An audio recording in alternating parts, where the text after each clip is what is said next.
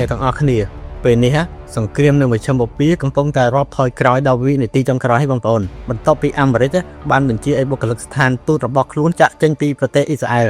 ហើយឥឡូវនេះសញ្ញាគ្រោះថ្នាក់បានរាលដាលដល់មហាអំណាចចិននៅអង់គ្លេសនៅពេលដែលមហាអំណាចជិតស្និទ្ធបំផុតរបស់ប្រទេសអឺរ៉ង់គឺចិនបានបញ្ជាឲ្យពលរដ្ឋរបស់ខ្លួនចាក់ចេញជាបន្ទាន់តាមដែលអាចធ្វើទៅបានគឺថាវាលែងជារឿងធម្មតាទៀតហើយបងប្អូនអញ្ចឹងតើពិភពលោកបានត្រៀមខ្លួនមើលការដួលរលំនៃរបបទីក្រុងទេហារ៉ង់ឬយ៉ាងណាហើយតើលោកដូណាល់ត្រាំពិតជាអស់ការអត់ធ្មត់ហើយត្រៀមពីបញ្ហាពិតមែនដែរឬអត់តើបងប្អូនមកវិភាគរឿងរ៉ាវដ៏ក្តៅកគុកនេះជាមួយខ្ញុំទាំងអស់គ្នាអ្នកទាំងអស់គ្នា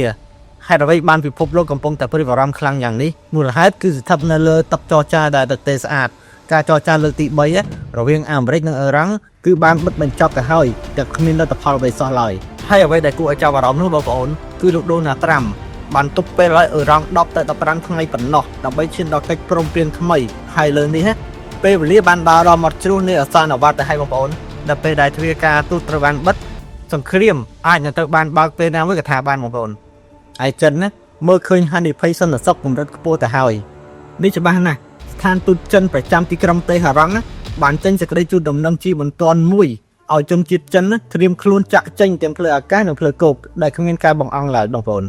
ហើយអ្វីដែលគួរឲ្យចាប់អារម្មណ៍ខ្លាំងបំផុតនោះ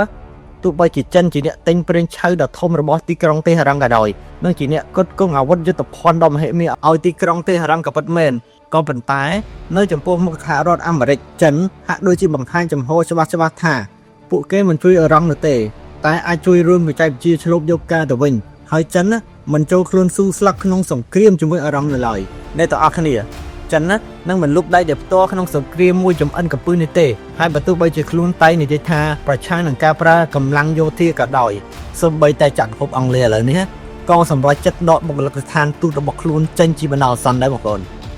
ការសម្រេចចិត្តដំណើរការស្ថានទូតពីចម្ងាយគឺជាការបង្ហាញថាទីក្រុងតេហឺរ៉ង់គឺជាកន្លែងដែលគ្មានសុវត្ថិភាពទៀតហើយបងប្អូនហើយនេះក៏បង្ហាញថាសម្ព័ន្ធមិត្តលោកខាងលិចកំពុងតែសម្អាតផ្លូវឲ្យសហរដ្ឋអាមេរិកនិងអ៊ីស្រាអែល